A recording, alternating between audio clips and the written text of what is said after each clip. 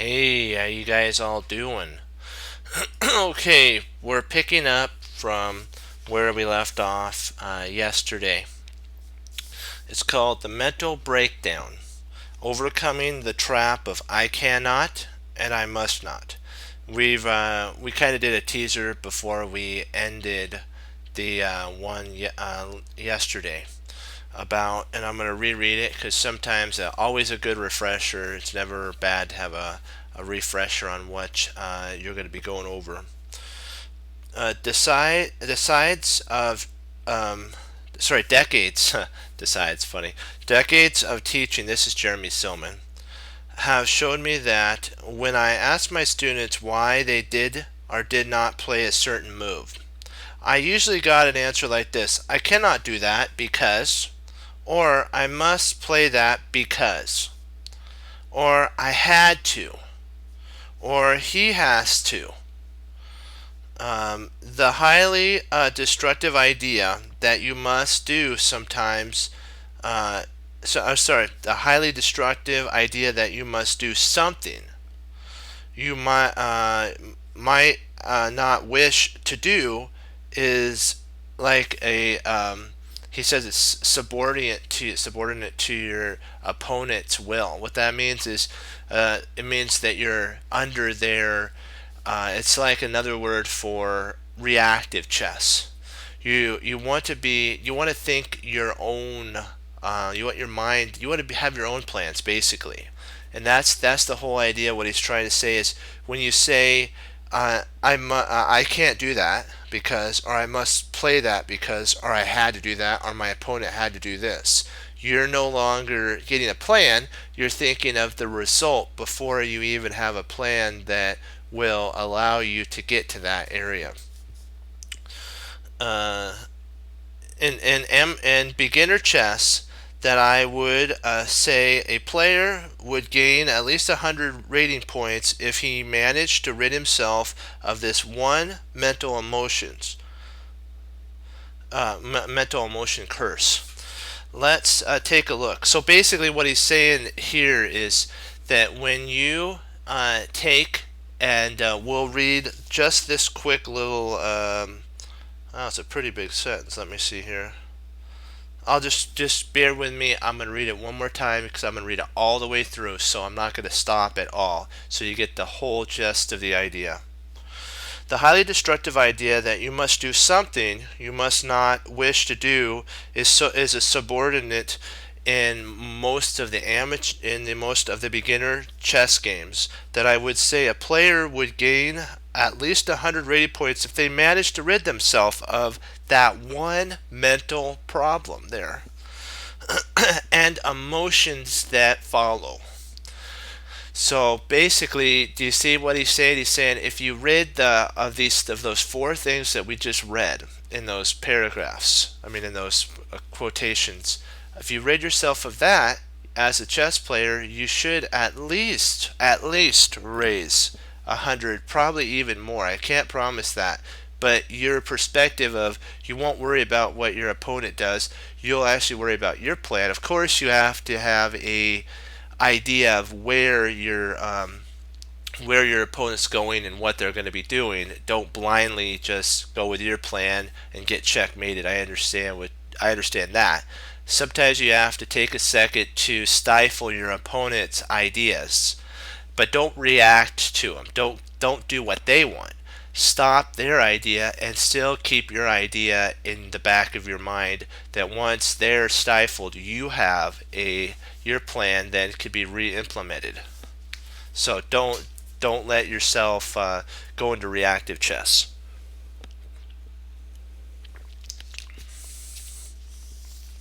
Okay, here's the we're going to set up a board now. Alrighty. Let's clear the board.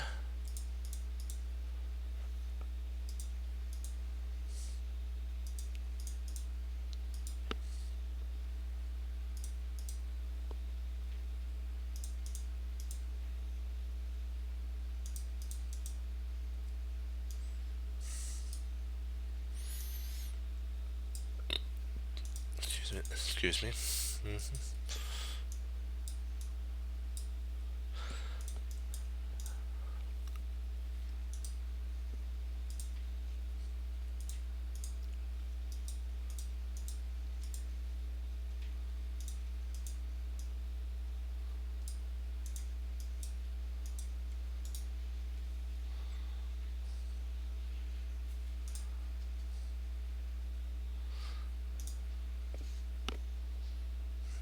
so good so far.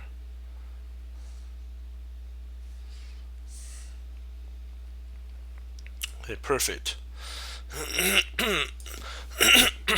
Sorry, a little frog there.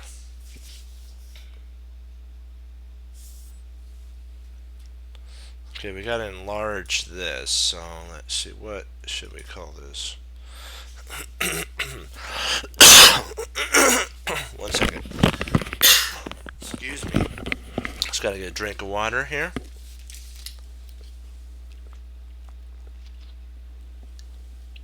Much better. There we go. Okay. We're gonna call it mental breakdown. That's what, oops. Mental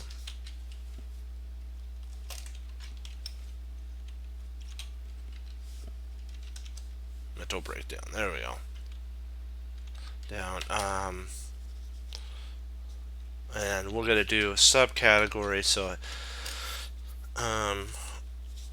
overcoming the traps. Oops, I make it capital T.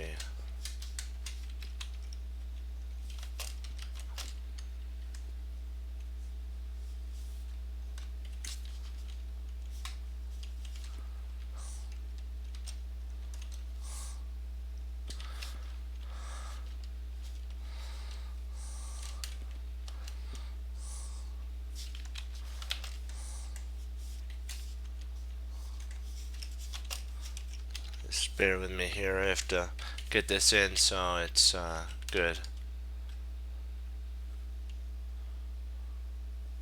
Oops, I put a T there.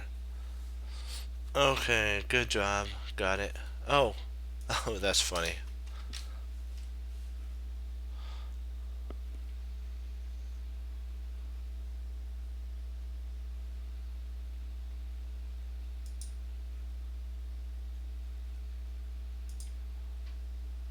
Maybe that was right.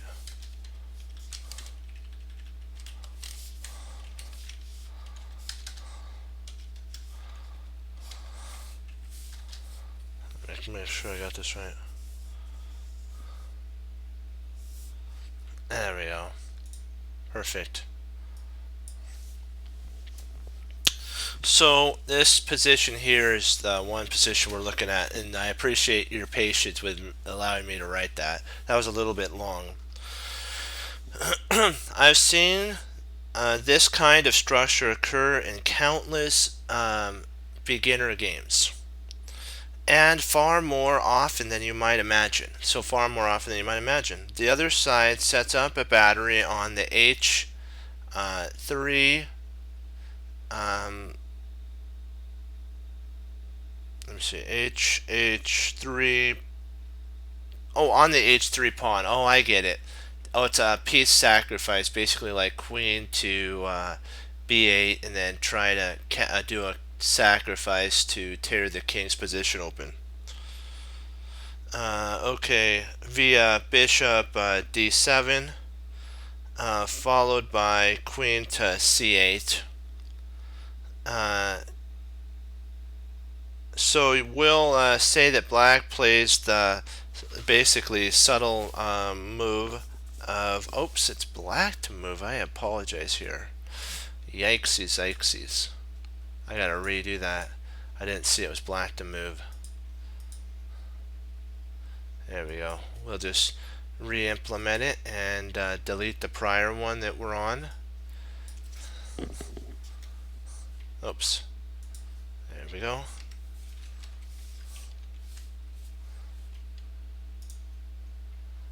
There we go. Because it's black to move here. Delete chapter. Perfect. It's black to move here. So the queen C8.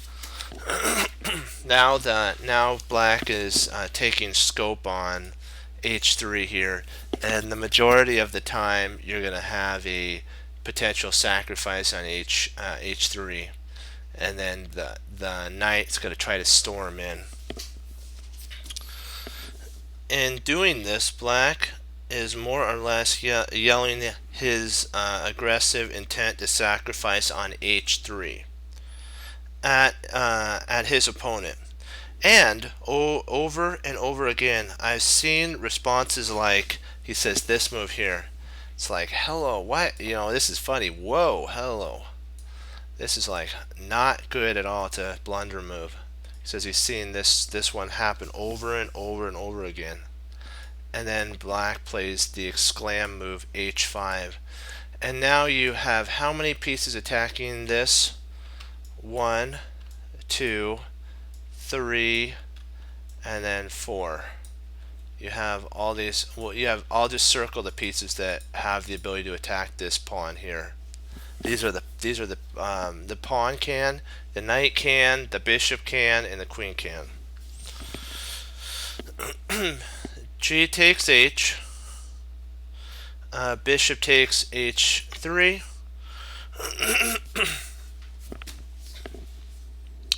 When we've witnessed a full fulfilling prophecy, white's king will be shattered, and the worst nightmare for him basically will become a reality.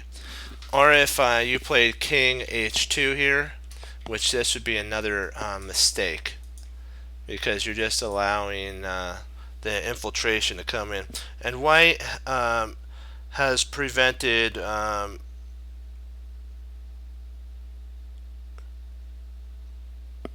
let's see, I want to make sure I have the move orders right. Just bear with me there for a second.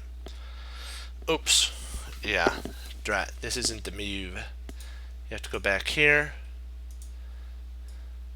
King h2, still a mistake. This is still a mistake here.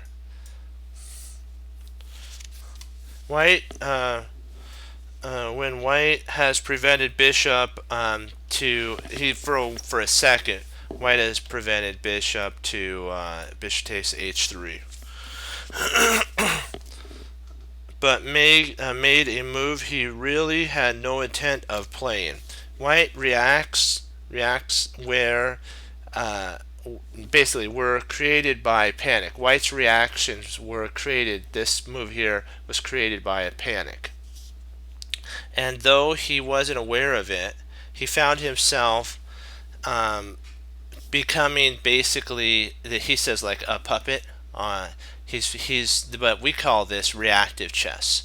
He's doing reactive chess here to stop the h3 pawn and not fulfill White's own idea. Okay. And it panicked through, and he wasn't aware of it, and he found himself like a puppet. His opponent, the puppet master, basically, that's what Jeremy Somis says, pulls a string, and White finds that he has that he no longer is in control of his own actions. Now we'll go back to the beginning of this move here. This is the move that started the whole panic mode right here. And then see how white should have reacted. Let's see how white should have reacted to this. Not let react to black's idea. Let's see how white should do it. So let's say white accepts it. Basically accepts. Let's say he accepts that the pawn's going to fall. White plays, hold on, let me see, that can't be right.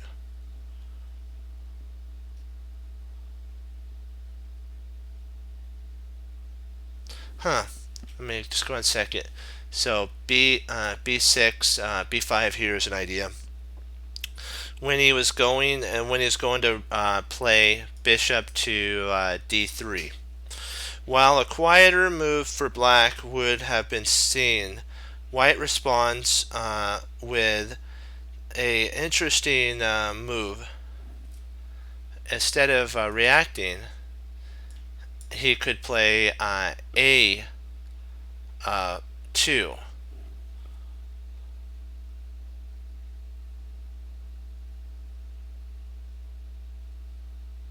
Whoa. I think this is what they're talking about. A4, nibbling at black's queenside expansion. However, after the appearance on the board of queen to c8 here, let me get back on the board. White immediately noted the intent of the sacrifice on h3. What would white do about this implied threat? The first thing you have to do is train your mind not to, basically panic and fear. Instead, he says you want to repel or come right at your opponent, right back at him. You're saying, okay, you're wanting. I know what you want to do. You're wanting to sacrifice on h3. Your opponent's idea with a healthy, intentional saying, hey, he said, you could say this in your mind. That's a rubbish idea. So sometimes you have to, in your mind, if you have to have a word that you have to do, like, that's a silly idea, that's a mistake. You don't have to say mistake. You could say that is a pointless move. You never want to make fun of your opponent's moves, but you want to have like a phrase or something that triggers I'm not afraid. And you don't have to say I'm not afraid in your mind. If that helps you, do it. But you can say like what he says, Jeremy Silman says, that's a rubbish move. What that means is that move doesn't hurt me. I'm not afraid of it. I will implement my plan. I know there's a way to deal with it, but I'm not going to react to my opponent's plan. I'm going to be the one that pushes the position, not allow myself to be pushed by the position. And there's a difference between pushing the position and being pushed by the position. Okay, let me see here. Rubbish. And then you can say I'm serious about. He says I'm serious about that. You have to come up with something that takes that fear and puts it and lets the fear dissipate, because fear is a very powerful thing. That's what Jeremy Silman's trying to tell us about. Grandmasters understand how powerful it is, and you can even kind of tell when a grandmaster gives into it or a master gives into it. They start playing moves that aren't grandmaster or master level moves, and it's you know what, we're still learning how to implement that and get better at it. But you kind of get that, you can get that feeling, that inkling, like the grandmaster or master are not playing to their fullness of their abilities. It's kind of like that. You get, I don't know how we know it, but we just get that inkling. Okay. You can think the process, and if you're thinking that way, you're thinking in the right direction. That's what he's saying. In general, a good player never accepts that the enemy's threat will work unless he can prove it to himself. In fact, his first impulse when he sees, and when he's seeing something like queen to c8, is to break out and say, really, is that move going to hurt me? Basically, you could say, really, is that move going to hurt me? And then you have to analyze the board, see if that move's going to hurt you. Or at the very least, say, do you expect me to buy into that idea? Basically, you could say, does black expect me to react to that idea? And you have to not always react, but you have to be wise about it. Sometimes you do have to, for a second, stop the idea. So, okay, so if you intended to play at this point a4, let's see, where am I at? Play a4 again, just about everything but b5 would work for black. Why not see if you can still play the desired move before looking for something else? The sequence then, a physical move and an emotional, intelligent kind of move sequence. You're trying to stifle your opponent's idea. And the interesting thing is, even if your opponent does take, let's say your opponent does take here, you're not really in a problem, because what you can actually do is bring the knight up to g5 here, and if your opponent goes for another type of sacrifice, you can play king takes g2. This a4 move stops black's other intent, and now there's no other way really to deal with the problem here for black. Black can't infiltrate in with the queen because this queen covers g4, and soon the position will unwind, and you're gonna be seeing how powerful a4 really is. Okay, move will be something like this. So we're going down now into the proper move sequences. White White's basically saying, this isn't a threat to me. I'm going to implement my own plan. Even if they get 2 pawns, I'll still be able to hold, and they'll be down a bishop. I'll be up, and I'll have enough compensation once I unwind my pieces. So I want to play, this is what it says, I want to play a4, and after bishop takes, oh, okay, so yeah, they actually took here, okay. So a4, bishop takes, pawn takes, queen takes. So this was actually implemented here, so we'll put this as the main move. And then something like knight to h2, or knight g5, like what we talked about, is also a really paramount move that would cause a problem for black. Excuse me.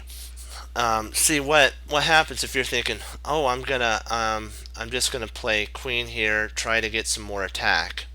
What could actually happen here is king g2. I know how crazy that looks, and then play rook h1. And let's say that the knight comes here. It's trying to attack the king and cause some problems. What'll happen is you can play rook to h1. If the knight goes here, you can actually take, and if queen takes, then now you can actually hammer home with bishop. Well, let me see, does that win material? No, that threatens mate. So the queen would have to play here, here, here, and I'm not sure. I think this is still okay for white, but I think it's not as strong. So after this takes here, more likely this move here is a good move. Knight takes is better. I know, because you wanted to hold the position together, and this attacks a rook, so the rook's going to have to, let's say, move here, and now the queen could flood in via here, and the next idea would potentially be knight check. And so if the bishop tries to give the king some room, you can just take here, takes, and then mate would come down. So that's kind of an interesting, that's why g5 is an interesting continuation, which would shock your opponent.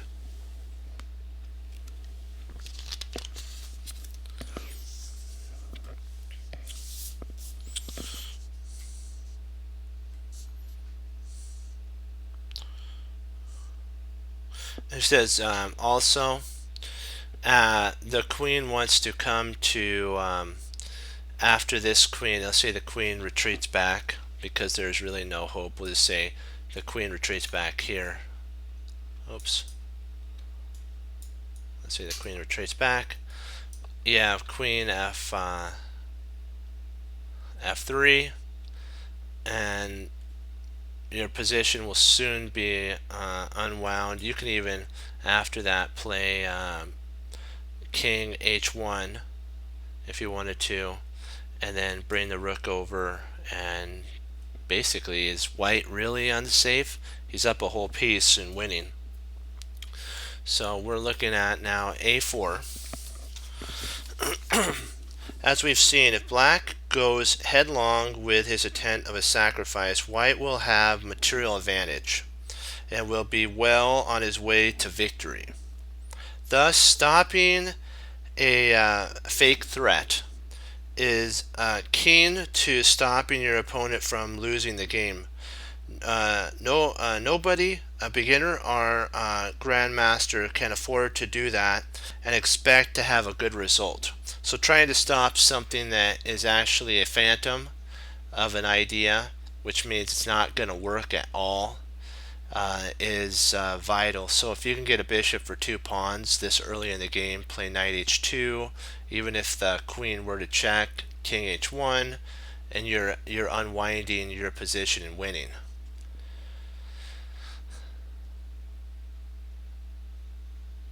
So you do have this idea here. Let me see here. If bishop takes, pawn takes, queen takes, knight here, you have knight there, and then you can just take here, and you're still up 2 pieces at that point. So you're just totally winning. Okay. So of course you have to prove the threat is ultimately not worth ultimately worth being ignored or prevented from you're worrying about it. If it's really dangerous, you just shrug your shoulders and say, "Hard to believe, but this seems to be true." Then you take a moment out to prevent your opponent's idea and continue on with your previous plan as soon as possible. The keys are here. The keys here are. Never believe anything your opponent tells you, basically on the board tells you. Your opponent's not, basically it says your opponent's not your friend, basically. So never believe it. That's just what Jeremy Silman says. This don't believe it until it's proven. So just don't believe it till it's proven, and don't admit that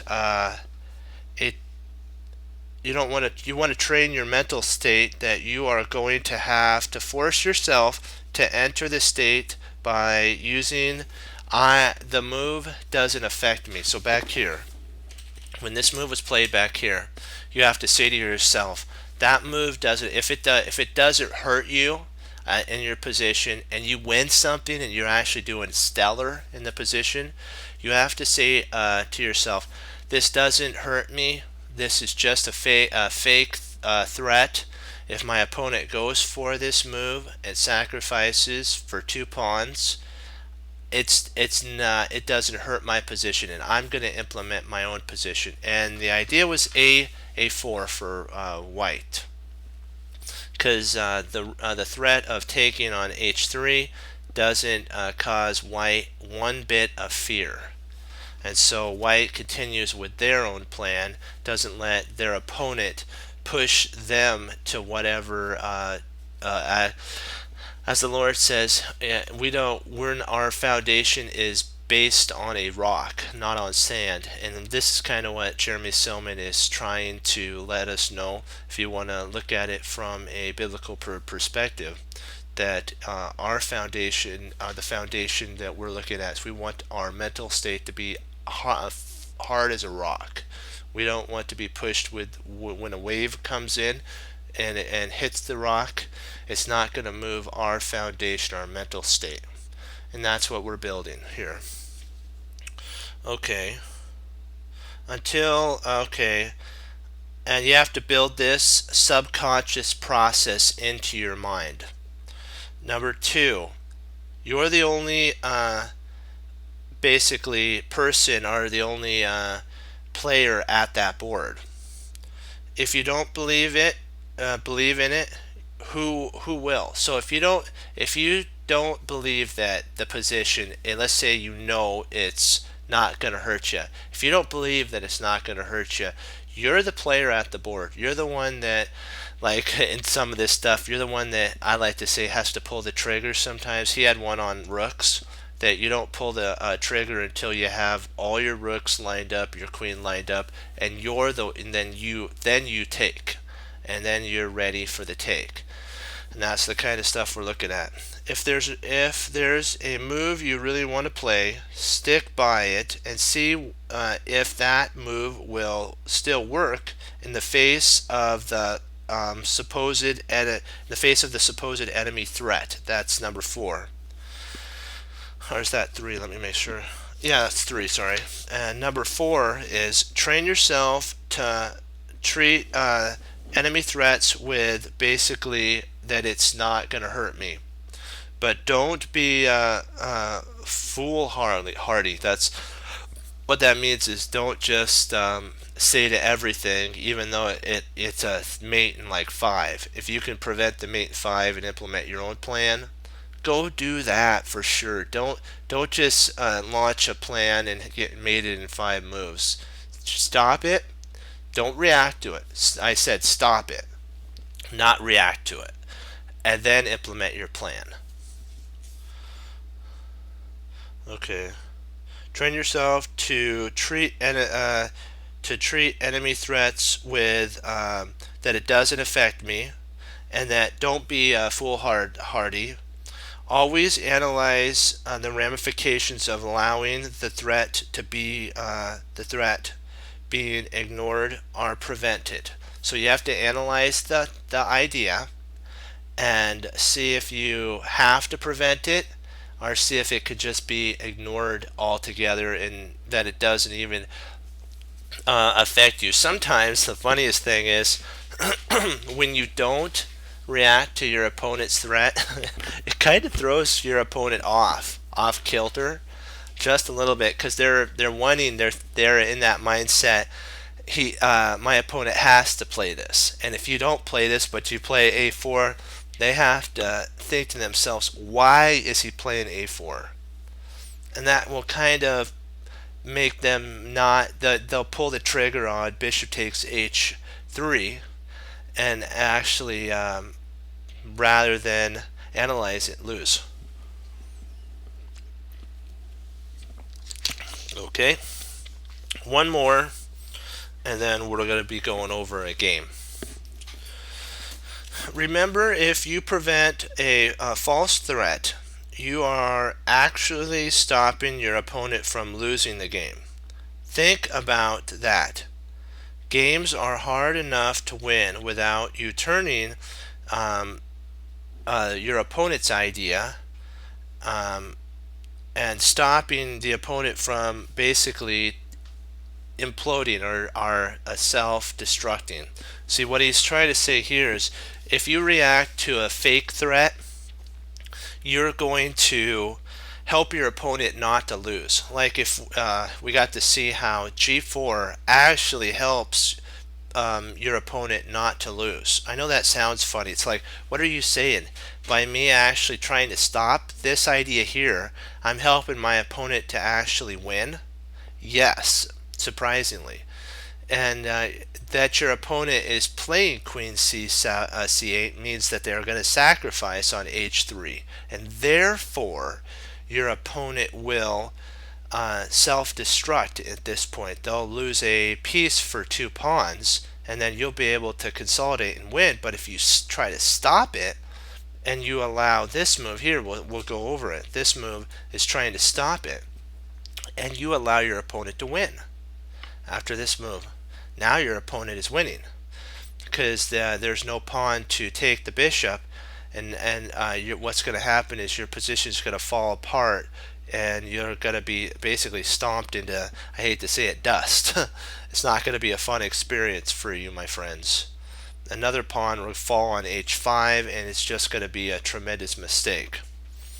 But if you say to yourself, this is a phantom threat, I'm going to implement my idea, I want to stop my opponent from playing b5, because I want to activate my position potentially with b4 and then start an onslaught on the queen side and allow your opponent to go down this line.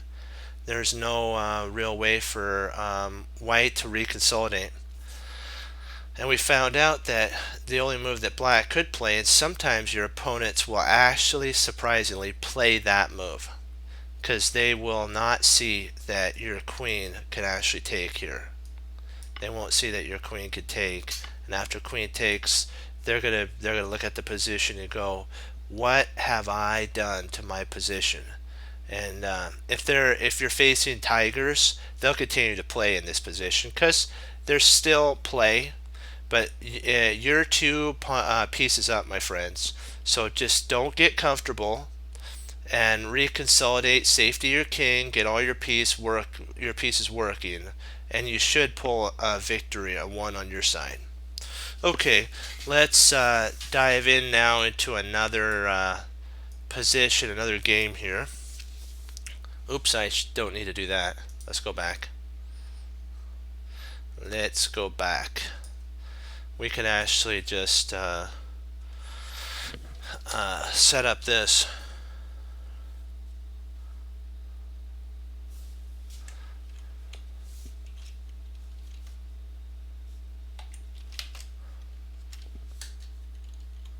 I don't think there's a game that goes to this. Just let me take a look to make sure. Nope. Nope. No. This is the name of the chapter. It's kind of cute.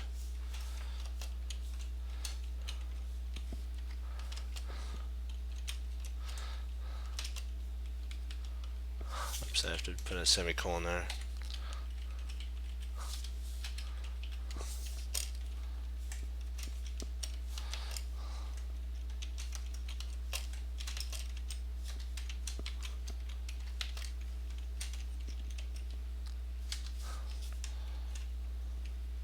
It's funny. It's my party, and I'll move what I want to. I think that's so funny.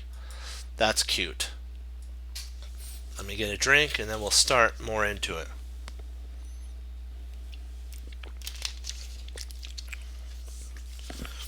Train yourself to play the move you want to play, even in the face of a scary but ultimate, which is a bogus attack. Threat will be divided in every kind of position.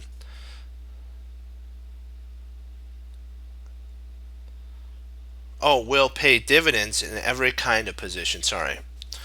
In a way, this psychology should be looked at upon as you demanding good things for your position.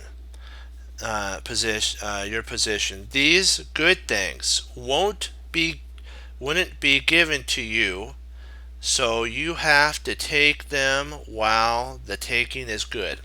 So that's what you need to do is work on. If the move's bogus and not good, then you have to take the initiative to take it when you can. Do the best to your ability. Like knight h3, d5, d4, knight c3, or c6, sorry, knight c6, g3, knight f6, bishop g3, bishop c5. White's most natural move is castles, but black's last move not only develops his bishop, but also announces that knight to b4 is in the air. Do we fear it? Says black. No, it says this is the move that says fear it. Said black, and many would do just that. Basically, they want to have castles. But for the safety of a3 or c3, suddenly castles can follow once the danger is gone. So most players would just castle here and then walk straight into knight to b5.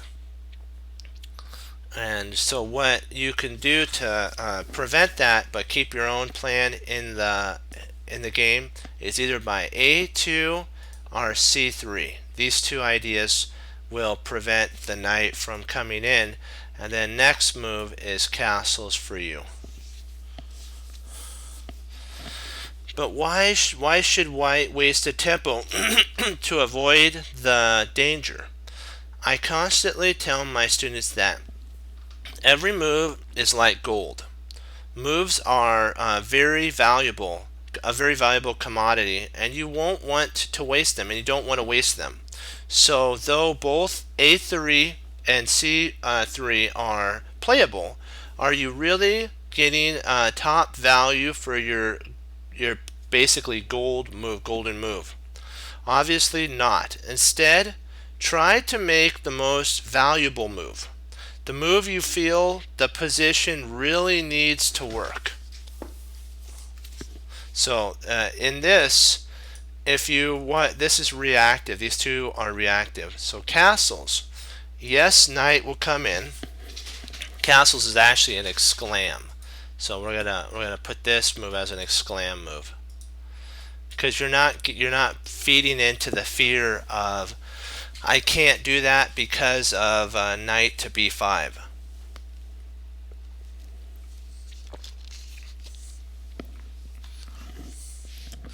So knight b4, or sorry, knight b4, not knight b5. I was thinking of it from black's perspective.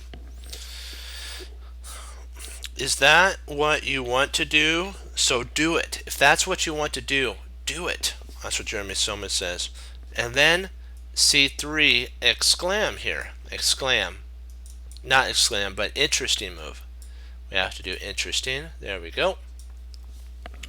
White now can defend c2 with a3.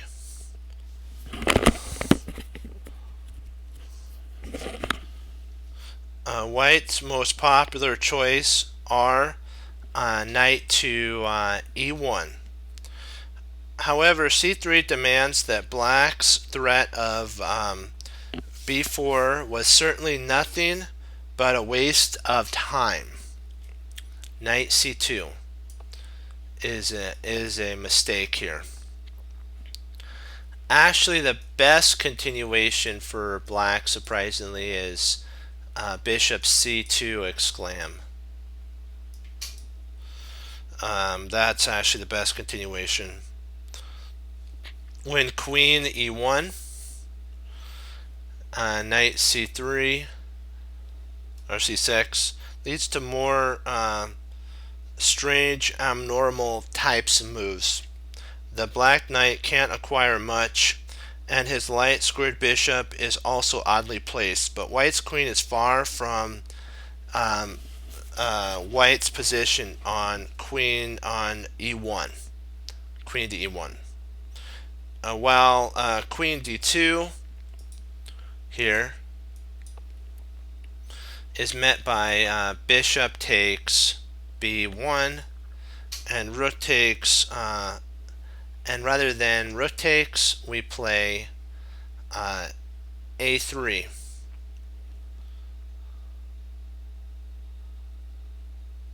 exclam. Surprisingly, you're like, wait a second, why not just take the knight, right? Why give black any counterplay? Because the knight's going to have to move anyways. We're going to take back. But this way, this safeties our pawn. And bishop e4. And then basically now a takes b is slightly better for white here. So, but we saw that black played the mistaken move, knight to c2. And white comes crashing down on his position with h4, knight to h4. This is a devastating move.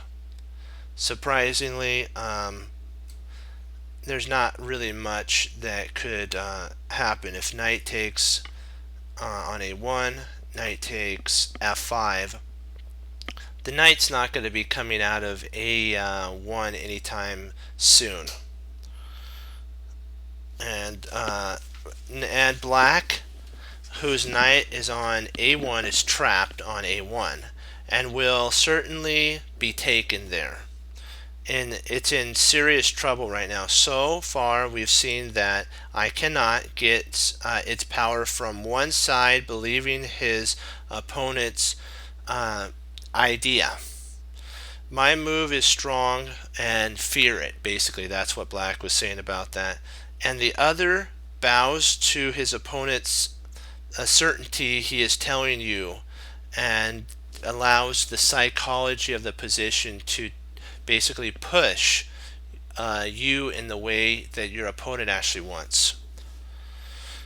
Okay, that by doing what you want to do is no longer possible because you're reacting of the threat he just created. So you're reacting to the threat that the opponent created, rather than working with your own plan, rather than finding rather than going c3, knight c2, and then knight for white to h4. The knight takes the rook, you take the bishop, the knight's trapped, you're eventually going to win it, and you'll have two pieces, two minor pieces, bishop and a knight, for white's rook.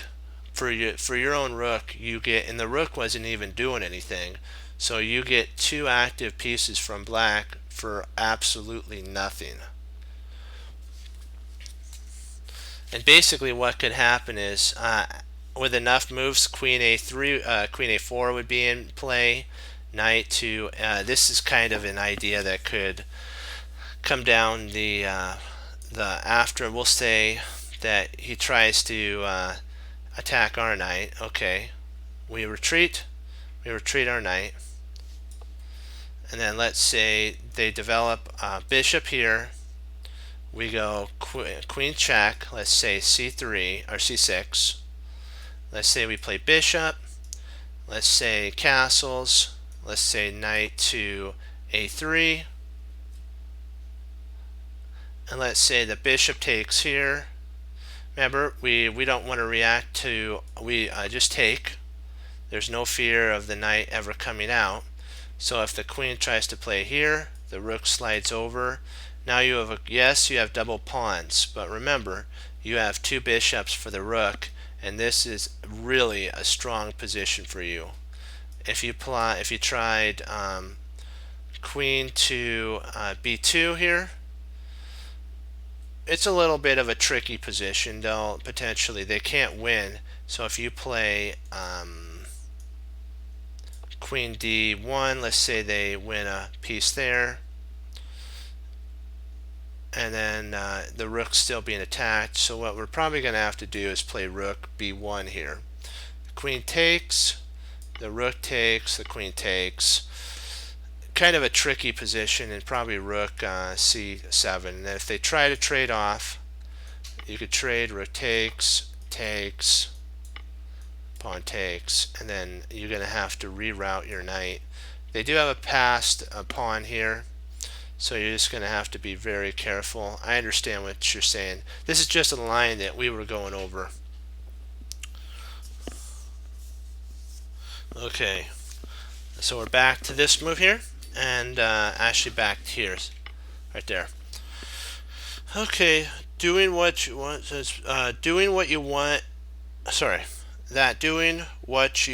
do is no longer possible because you're reacting to your opponent's threat.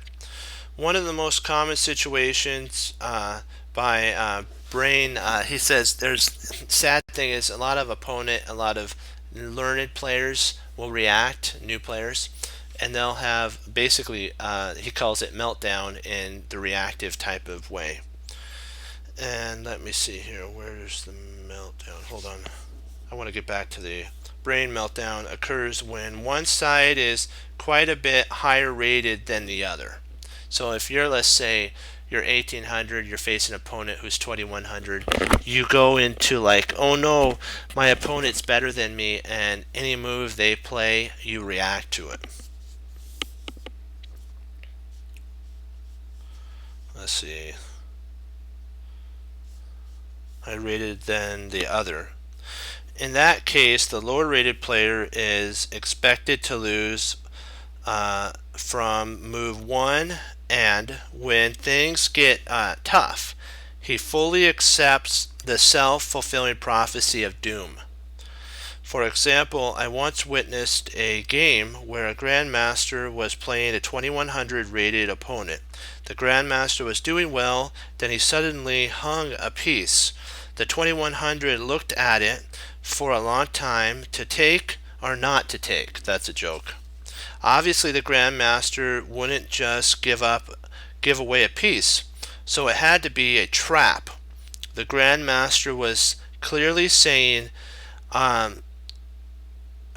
this is basically you're saying to yourself, there must be a trap. The Grandmaster is setting up something that's going to destroy my position, and he doesn't.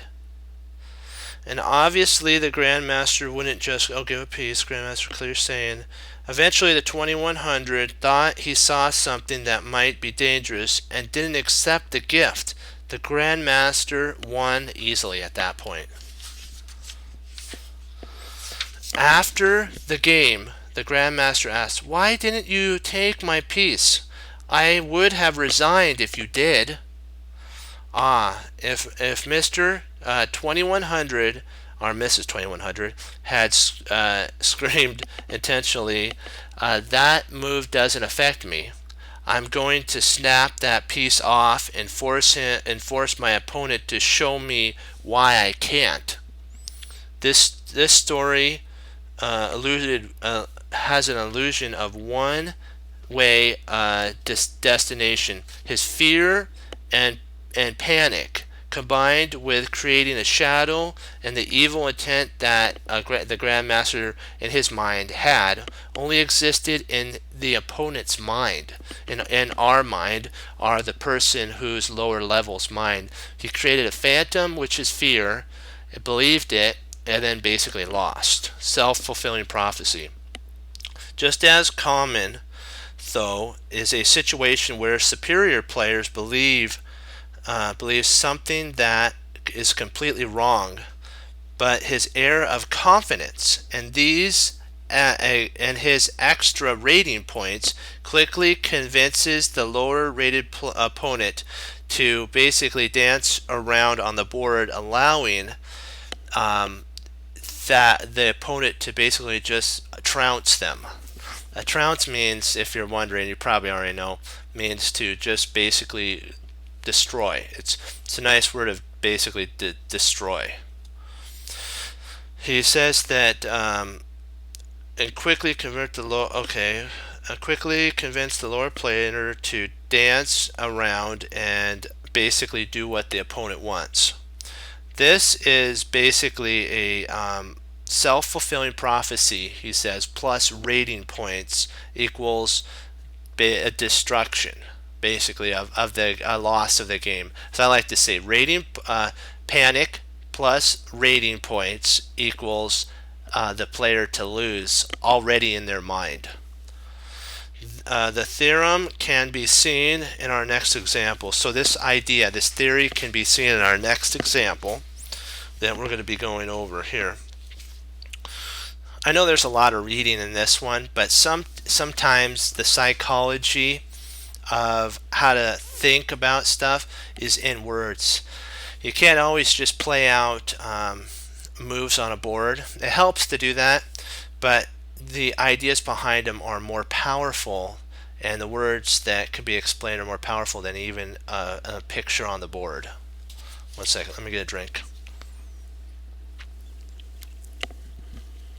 Thank you for your patience on that. Let's get this position set up. It's an end game, and you know how we like end games. So we get to actually set up an end game. That's going to be fun.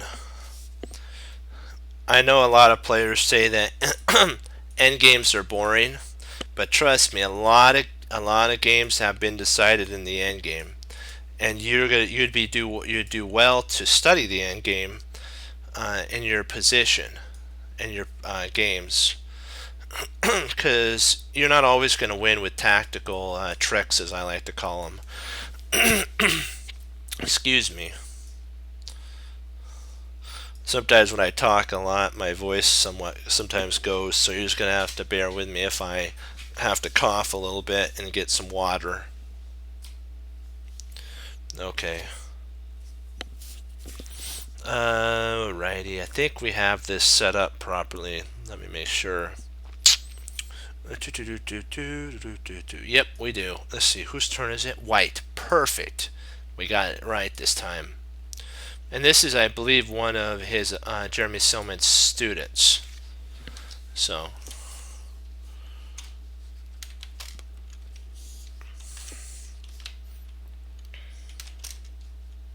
I'll put in their rating in just a second. I'm going to get their names put in.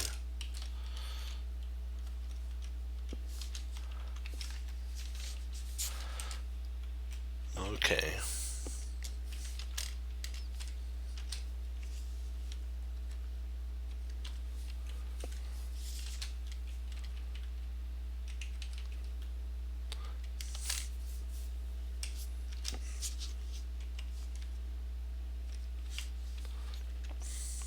Right now I could already see that one of the opponents is gonna, the 1630 is gonna panic. You can't do that because remember, any player can actually be beat, my friends.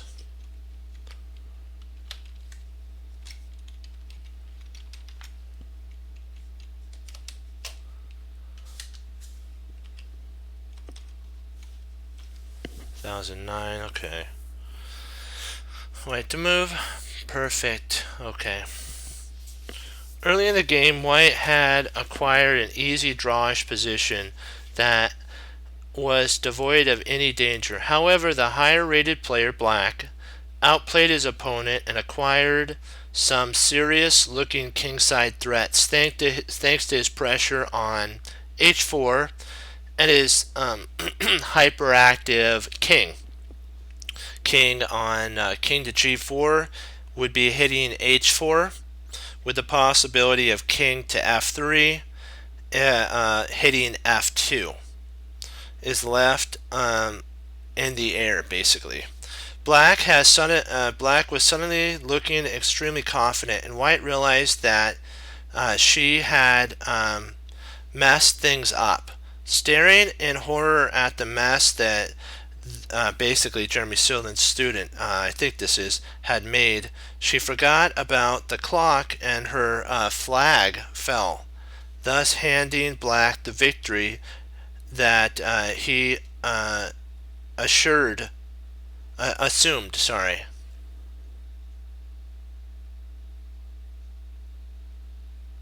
I think it's asserted. I think that's the word. Sorry, I mean it's asserted. In the game, after the score sheet were signed, the score sheets were signed, would have been his even would have been his even if the game had continued. Would have been would have been no that's not I don't let me see would have been his even I think would have been even I think if the game had continued. I think that might have been a problem there. That didn't read right. The next day, I got a copy of the game, which ended with the following comments. My by Miss, they didn't do their last name. A.T.O. My flag fell, but I couldn't draw this anyway. The higher player handed down truth made such a profound impression that White didn't bother challenging his comment, and White would have continued to believe it if I didn't immediately email back. What are you talking about? This is a dead draw. In fact, you could draw easily Karpov here. You could have drawn Karpov easily here. If you had played Karpov, Kasparov, this would have been a draw. The position just is drawn. It didn't matter who you were playing or what rating you were playing. If a position is altogether drawn, my friends, then there's no way that it doesn't matter. Basically, again, like I'm saying, who you're playing. And finally, she did the right thing and challenged my statement. Basically, she challenged Jeremy Silman's statement. And this led us to an important rule. Always challenge everything until you have to. Until you have, to the best of your ability, proven or disproven the other person's view. By doing so, you will build correct mental and emotional habits and also learn a lot by forcing yourself to appear deeper into the situation as you can. Basically, what he's saying is that never settle for what is just told to you. You need to basically challenge it. What that means is if you're interested in it and the person says prove it, rather than put it off and not believe it or even give it a second thought, you should dive into it and see if what they're saying is true or not true. Sometimes there's a lot of players that just say I'm good and I don't need to do that, and I'm fine. I'm just going to play my game, and that's all there is to it. You're not going to tell me what to do, and the players won't even dive into trying to figure out if what the other opponent is saying is right. They have their own concepts of the idea, and they're just going to play. And the sad thing about that player may have great potential, but because they're not willing to look and see what the other person, even if the person that said that is wrong, find out why that's wrong, implement it in your next game, and you can't but improve. But if you just say I'm not going to do it, even if the person's wrong, and you don't dive in and learn, that's very sad. Okay, let me see here. Okay, so how could White have saved the game? Was it really so easy? Yes, it was. All she had to do was play the bishop back and forth on d8 and e7. So this is what she could have d8, or is it, d8 and e7. So if black ever tried to, let's say black took here, you took here. If black ever moved, let's say to g4, this would actually be a blunder here, in my opinion. They didn't continue the moves, but I'm just saying, I'll give you an example. White just grabs the pawn, and now white's up, let me see, 5-4. And white's the only one now that has winning potential. All the pawns are on the opposite color of white's bishop, of black's light squared bishop. So there's really no way. And if this were played, then the king could actually move in. And if white took on f2, the king would take on e3. Let's say he gives him a cheapo check. The king would just walk off to the side d4. And then let's say the king comes up here. The interesting thing is you could potentially play bishop there, and there is potentially an idea where they may be able to lock down the pawns here, but then the king could actually come in, and if played there, now the bishop has to come, and at this point the bishop has to give way. And so let's say the bishop comes back, and let me see, maybe this still is a draw.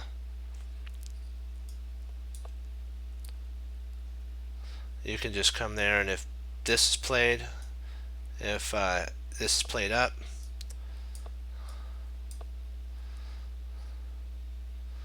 you may be able to play here, and if that's played, then you have a4. I'm thinking this might potentially be a one game because of your pass pawn here.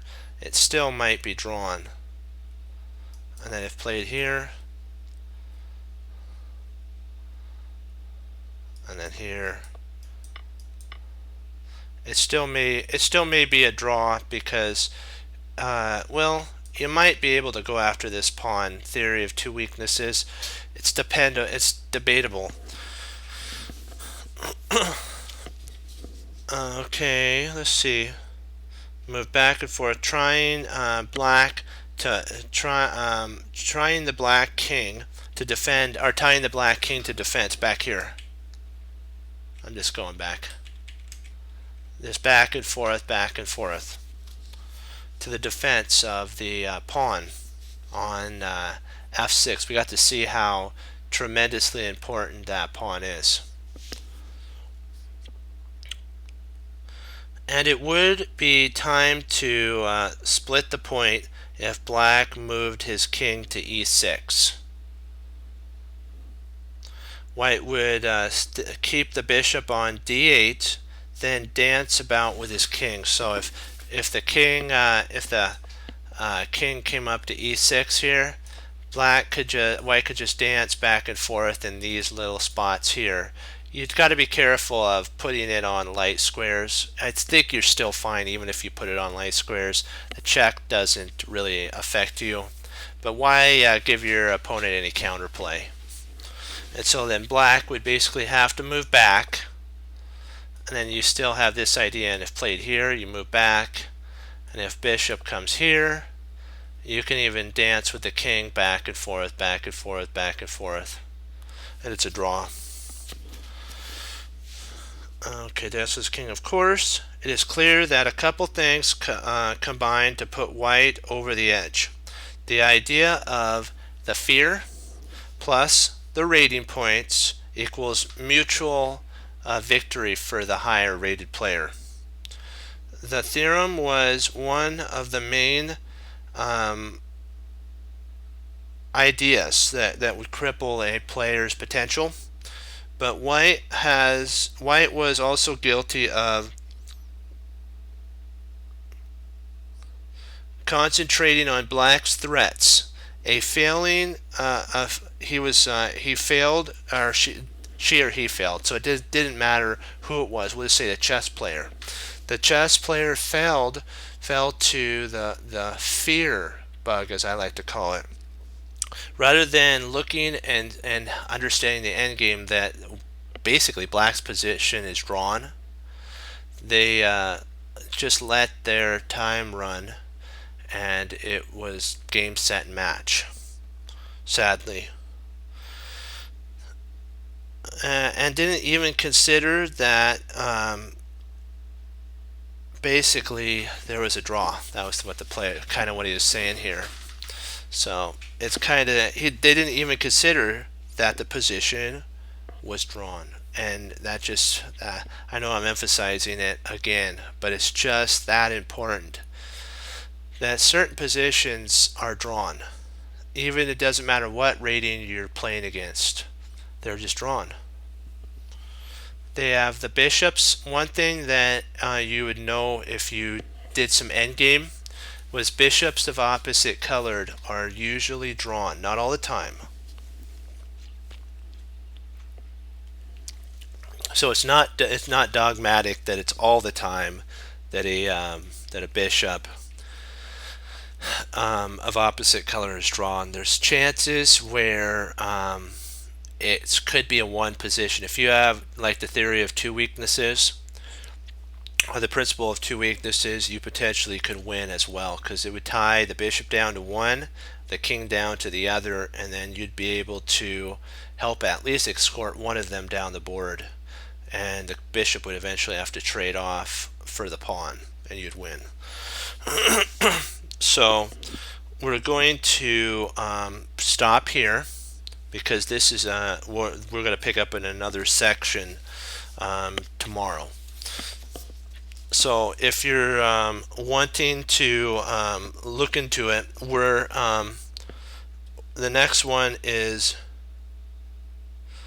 the I don't know how to pronounce this word. It's EERIE.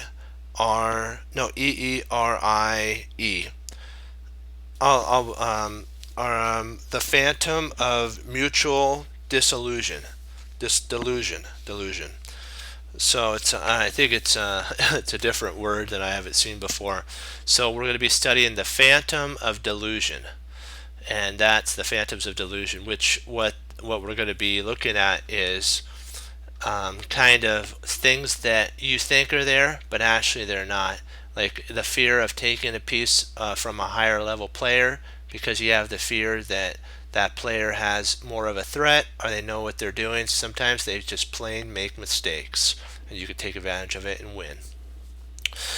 And so what we need to, we'll wrap up on this with a quick summary and then I'll say adieu to you for tonight, is this, that don't let the fear of a rating, I guess what we can say, don't let the fear of somebody's rating make it so that you don't play to the fullest of your ability that the Lord Jesus has given you a gift in chess of.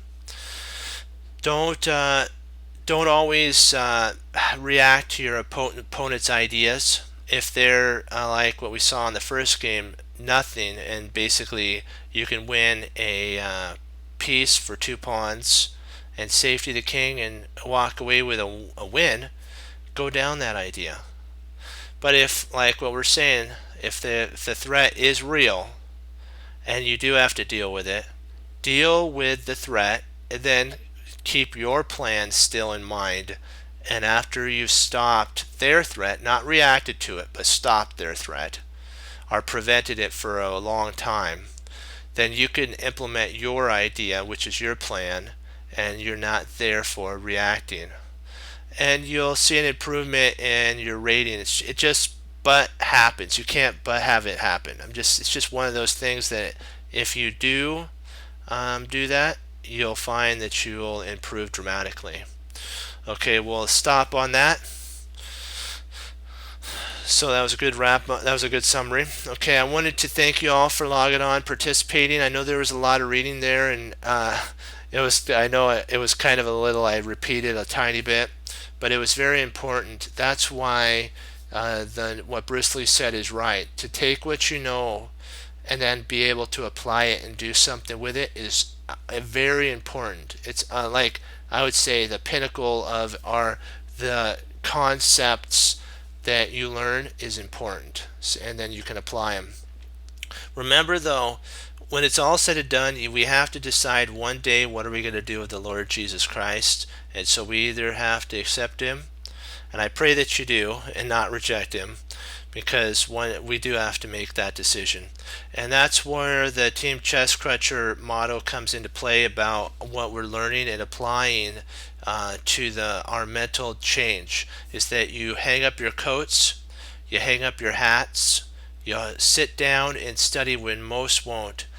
Team Chess Cruncher does, and that makes all the difference. And as Wesley so says through the Lord Jesus, as I say, God bless. I'll see you next time on Chess Cruncher TV. Have a blessed morning, afternoon, and evening. And Lord willing, I'll be back on tomorrow. And we will now we see the importance of Hannibal Smith's idea when he says, even inside of a random position, there's always a plan. There truly is. Okay, 2 thumbs up. Hoorah, be blessed, and I will see you tomorrow. Bye-bye, Team Chess Cruncher. Hoorah.